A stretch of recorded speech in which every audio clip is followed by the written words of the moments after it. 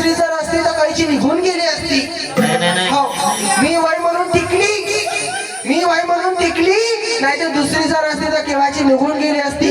हो, काय करता, लई दुखी आहे बाई मी आज.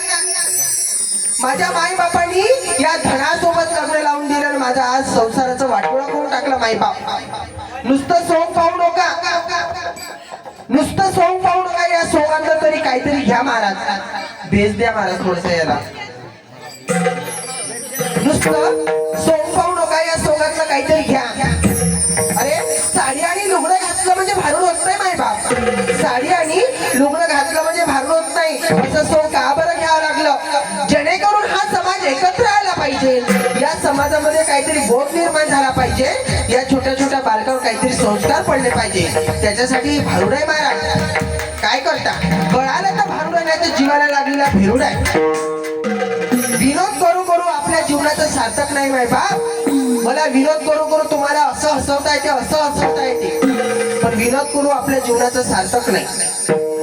काय करता, आज माझ्या मायबापांनी, आज माझ्या मायबापांनी लाडाची लेक आहे, संतांची लेक आहे. माझे साधू संत सांगतात लाडाची लेक आणि संतांची लेक आहे मायबापनी. माझ्या मायबापाला एकुलती एक आहे. माझे साधू संत वर्णन करतात महाराज. बांधायला कुंटीसी वेणूचे चरणे आणि दिल्या घरी मुलीचे राहणे महाराज.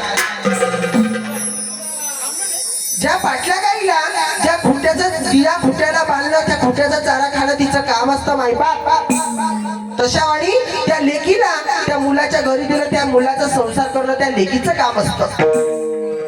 आज ज्या मुली आपल्या माहेरी येऊन राहत आहेत, आपल्या दारुड्या नवऱ्या पायी त्यांचा संसार पाहिजे, आणि ज्या आपल्या सासरी असलेल्या मुली, ज्या आपल्या सासरी असलेल्या, ज्या आपण मुलगा हा सात्विक पाहून दिला ना, त्याच्या घरी ती मुलगी पहा कसा संसार करत आहे.